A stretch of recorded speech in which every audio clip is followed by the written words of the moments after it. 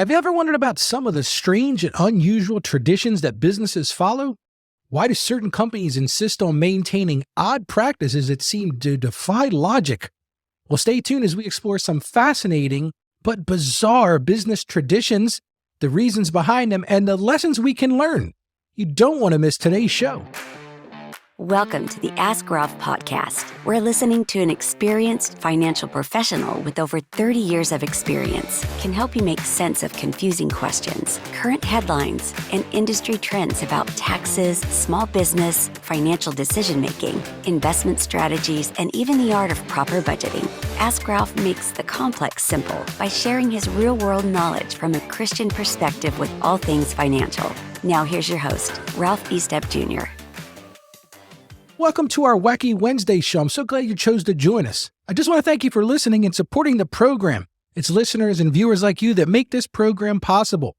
Today we're diving into a fun topic. That's what we do on our Wacky Wednesdays, and that is unusual business traditions.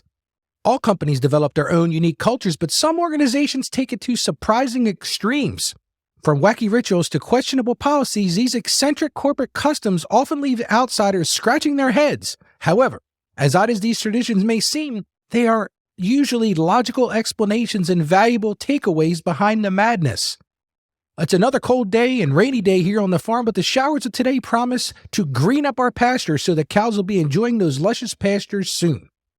Now, before we get started, I want to remind you to subscribe to the show. You do that at AskRalphPodcast.com. You can also subscribe to our email list there because you don't want to miss tomorrow's show. There's only a few days left in the filing season, and tomorrow we're going to talk about how to file a tax extension.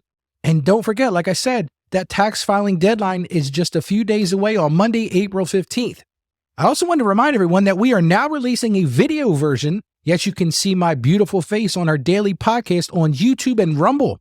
The links are in the show notes, or you may simply search for the Ask Ralph podcast on either platform and check out our show on video. We added that just a few days ago. Let's start, as we always do, with a relevant Bible verse. And I had to dig deep for this one, folks, and it might not be that relevant, but it's always good to start with the word. And this comes from the book of Proverbs, chapter 16, verse 8. And it says this: "Better a little with righteousness than much gain with injustice." Let's start with the tradition at the Japanese division of Nestle regarding their famous Kit Kat bars. In Japan, Kit Kats have become a hugely popular good luck charm for students taking exams.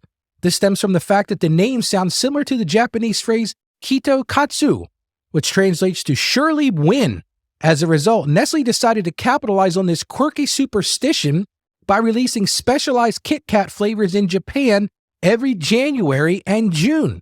These coincide with major exam periods. The limited edition bars come in unique flavors like, and I don't know about these folks, soy sauce, matcha green tea, and baked potato. I don't know if I want a baked potato Kit Kat. They even have a Kit Kat specialty store in Japan. So if you're in Japan, you might want to check these things out. And while this tradition may seem bizarre to Westerners, it was a brilliant marketing tactic that helped Nestle dominate the confectionery market in Japan. The key lesson to learn here is to understand cultural nuances and local customs in order to connect with your target audience. So you can get a soy-flavored Kit Kat bar. I'm not sure I'm going to like that one. Let's move on to the second tradition, and that's Nike employee meetings. So here's another odd corporate ritual: the unique way Nike employees signal approval at company meetings. Rather than clapping, Nike staff honk horns and click pistols that fire rubber bands as a form of applause. This tradition was started by Nike's flamboyant co-founder Phil Knight in the early days of the company. He's certainly a colorful guy. He wanted to create a lively atmosphere at corporate gatherings. I imagine honking horns and shooting off rubber bands is definitely a creative and lively atmosphere. What's the takeaway? The takeaway is this: don't be afraid to inject creativity and energy into your company culture. Think outside the box for unique ways to motivate your team and get people excited about your brand's mission. That's the key, folks. Build in some excitement about your brand's mission. Let's talk about an unusual job perk at a business analytics firm that's called SAS Institute. Founder James Goodnight, that's an interesting name, instituted an unlimited job security policy promising employees that they never could be fired for poor performance. Yes, you heard me right. The policy promises employees they'd never be fired for poor performance. The rationale was to reduce stress and encourage creative problem solvings. Now, while this approach may seem counterintuitive, it's worked well for SAS Institute, landed on the Fortune's best companies to work for 22 consecutive years. What's the key lesson, Ralph? It's to trust and empower your people. Offer job security, and your team will repay you with loyalty, engagement, and innovation. So those are 3 fascinating examples of bizarre corporate traditions and the insightful lessons behind them.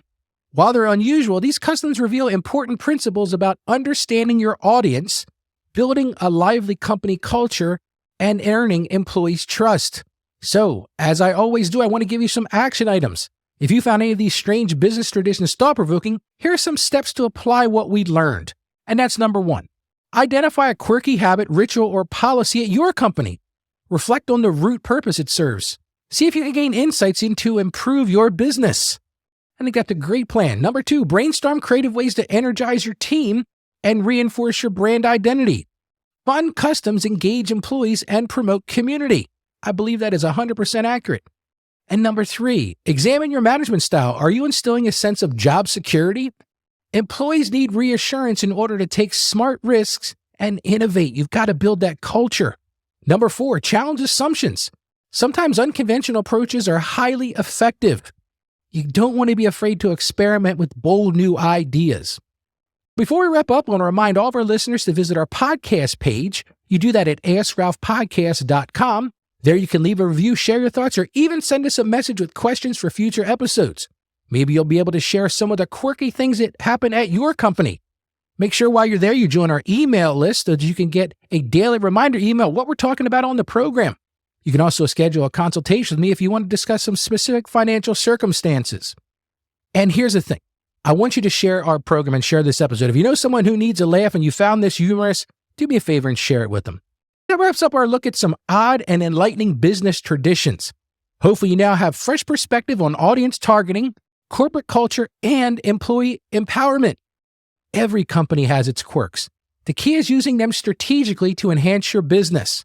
Thanks for joining us today. If you found this episode interesting, again, don't forget to visit our website at AskRalphPodcast.com for more business tips and financial wisdom with a Christian perspective. Stay savvy out there, friends, and may God bless you abundantly. Thank you for joining us on the Ask Ralph podcast. And with a simple click to subscribe, we'll invite you back to our next episode. And remember, financial issues don't have to be complicated. Just ask Ralph. The information contained in this episode of Ask Ralph is based on data available as of the date of its release. Saggio Accounting Plus and Ask Ralph Media, Inc. is under no obligation to update this content if changes occur. Applying this information to your specific situation requires careful consideration of all facts and circumstances, and any information provided is not to be considered as financial, tax, or legal advice. Please consult your tax advisor or attorney before acting on any material covered.